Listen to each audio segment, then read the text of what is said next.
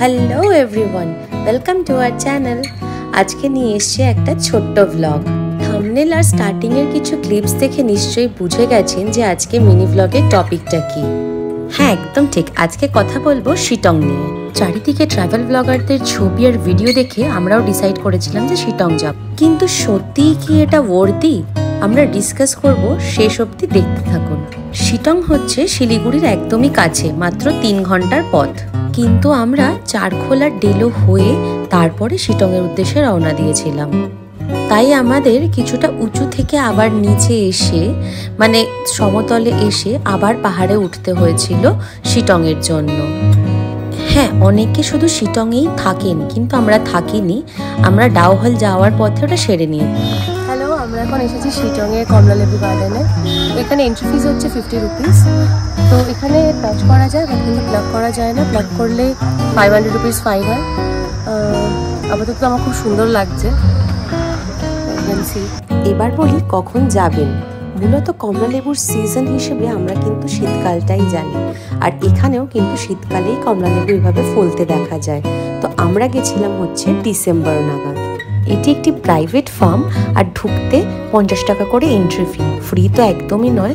আর অন্য জায়গায় শুনেছিলাম যে ওয়েলকাম ড্রিঙ্কস বগেরা দেয়, কিন্তু এখানে কিন্তু ওরকম কিছুই ছিল না। এবং সাথে গাড়ি থাকলে লাগবে কিন্তু পার্কিং চার্জও। সত্যি বলতে আমি গাছ প্রচণ্ড ভালোবাসি, আর তারপরে যখন দেখছিলাম যে এত এত কমলালেবু থরে থরে রয়েছে, ঝুলছে গাছ থেকে, আমার যে ভেতর থেকে কি আনন্দ হচ্ছিল। নিজের চোখে এত এত কমলালেবু গাছ থেকে ঝুলে রয়েছে, এটা দেখা যেন আমার এক রকমের স্বপ্নই ছিল। তো এটা আমি বলতে পারেন, এটা এক ধরনের আমার স্বপ্ন পূরণ। কিন্তু আমার আর একটা ইচ্ছেও ছিল যে নিজে হাতে আমি গাছ থেকে কমলালেবু একটা হলেও ছিঁড়বো। তার জন্য আমাকে কমলালেবুর দাম দিতে হলেও কোনো অসুবিধে নেই। কিন্তু সেই স্বপ্নটা আমার পূরণ হয়নি, কারণ এটা একদমই এখানে অ্যালাউড ছিল না। এইবার আসি প্রপার্টিজের কথায়। এখানে কিন্তু মাত্র হাতে গোনা কয়েকটি গাছই রয়েছে, আর ফার্মটি ভীষণই ছোট। তাই জন্য অনেকেরই মনে হতে পারে যে 50 টাকা এবং গাড়ির তেল খরচ করে এত দূরে এসে এইটুকু দেখা ওয়ার্দি নয়। এছাড়া আরেকটি ঘটনার সম্মুখীন হয়েছিলাম। একটি পরিবারের একটি ভদ্রমহিলা ভুল করে কমলালেবু ছিঁড়ে ফেলেছিলেন। তো তার সাথে প্রচুর বচসা শুরু হয়, এমনকি ফাইন দিতে হয়, কিন্তু কমলালেবুটাও তারা কিন্তু পাননি। তাছাড়া আমরা শুনেছি বিভিন্ন জায়গায় শিটং ছাড়া এমন অনেক অরেঞ্জ গার্ডেন রয়েছে যেখানে কিন্তু এন্ট্রি ফি নেই।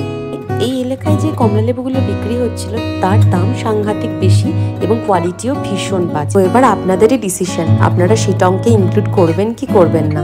আমার যেরকম ভালোই লেগেছে, কিন্তু সৌভিকের আবার একদমই পছন্দ হয়নি, তাই ডিসিশনটা আপনাদের।